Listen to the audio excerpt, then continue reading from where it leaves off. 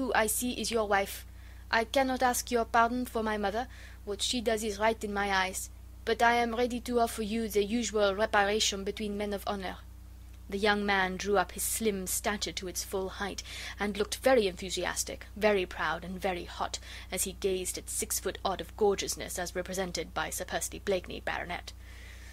"Lud, Sir Andrew," said Marguerite, with one of her merry, infectious laughs, "look on that pretty picture, the English turkey and the French bantam." The simile was quite perfect, and the English turkey looked down with complete bewilderment upon the dainty little French bantam, which hovered quite threateningly around him. "La, sir," said Sir Percy at last, putting up his eyeglass and surveying the young Frenchman with undisguised wonderment, "where in the cuckoo's name did you learn to speak English?"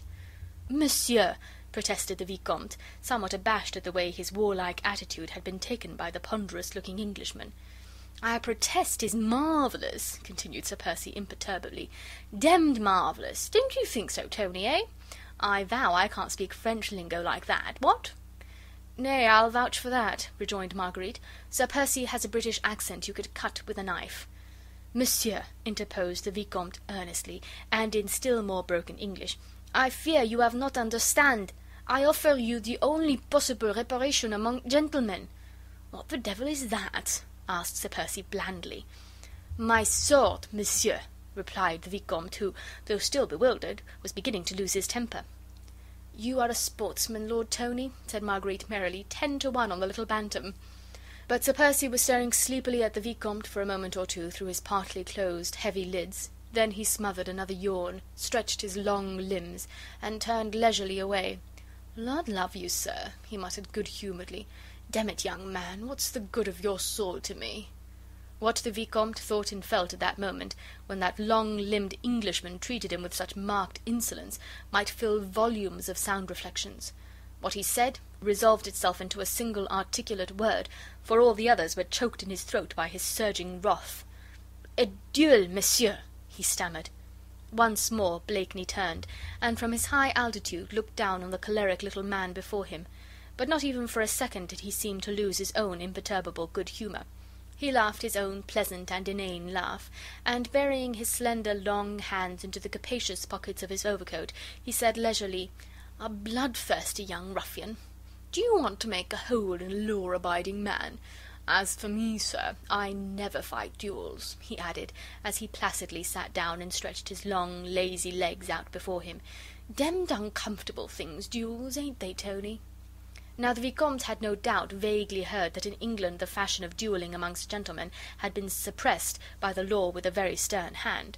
Still, to him, a Frenchman whose notions of bravery and honour were based upon a code that had centuries of tradition to back it, the spectacle of a gentleman actually refusing to fight a duel was little short of an enormity.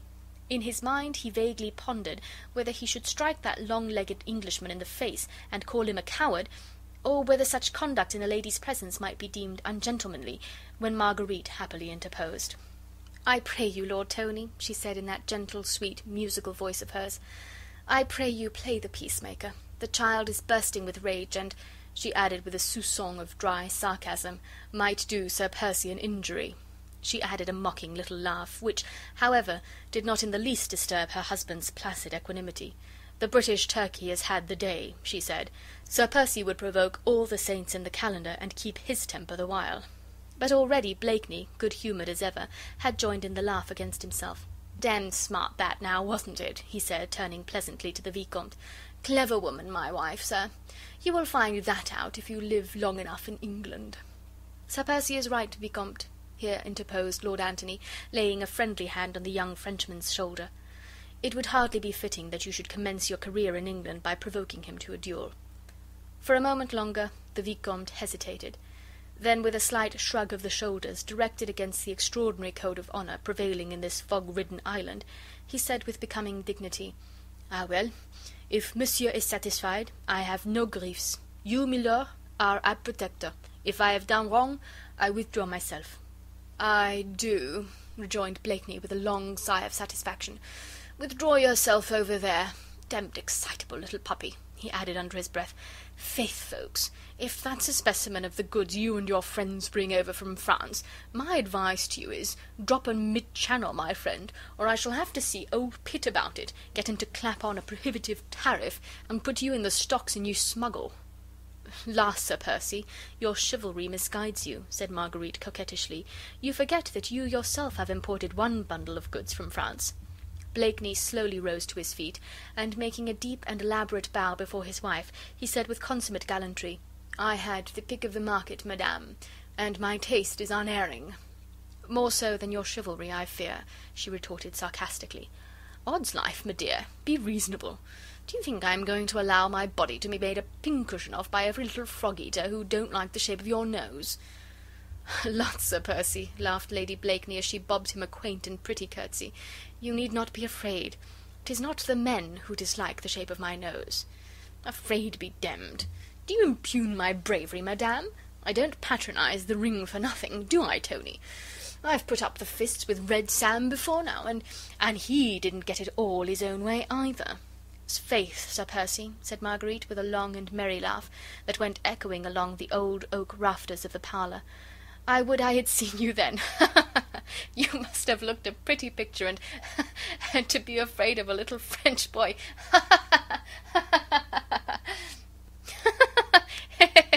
Echoed Sir Percy good-humouredly. "La, madame, you honour me. Zooks! Folks, mark ye that. I have made my wife laugh, the cleverest woman in Europe. Odds fish, we must have a bowl on that." And he tapped vigorously on the table near him. "Hey, Jelly! Quick, man! Here, Jelly!" Harmony was once more restored. Mr. Jellyband, with a mighty effort, recovered himself from the many emotions he had experienced within the last half-hour. "A bowl of punch, Jelly, hot and strong, eh?" said Sir Percy. "The wits that have just made a clever woman laugh must be whetted. Ha, ha! Hasten, my good Jelly." "Nay, there is no time, Sir Percy," interposed Marguerite. "The skipper will be here directly, and my brother must get on board, or the Daydream will miss the tide." "Time, my dear? There is plenty of time for any gentleman to get drunk and get on board before the turn of the tide." "I think, your ladyship," said Jellyband respectfully, "that the young gentleman is coming along now with Sir Percy's skipper." "That's right," said Blakeney. "Then Armand can join us in the merry bowl. Think you, Tony," he added, turning towards the Vicomte, "that the jackanapes of yours will join us in a glass? Tell him that we drink in token of reconciliation." "In fact, you are all such merry company," said Marguerite, "that I trust you will forgive me if I bid my brother good-bye in another room." It would have been bad form to protest. Both Lord Anthony and Sir Andrew felt that Lady Blakeney could not altogether be in tune with them at the moment. Her love for her brother Armand St. Just was deep and touching in the extreme. He had just spent a few weeks with her in her English home, and was going back to serve his country, at the moment when death was the usual reward for the most enduring devotion. Sir Percy also made no attempt to detain his wife.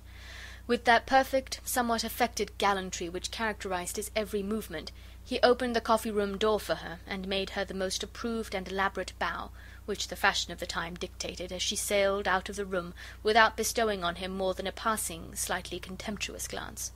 Only Sir Andrew Ffoulkes, whose every thought since he had met Suzanne de Tournay seemed keener, more gentle, more innately sympathetic, noted the curious look of intense longing, of deep and hopeless passion, with which the inane and flippant Sir Percy followed the retreating figure of his brilliant wife.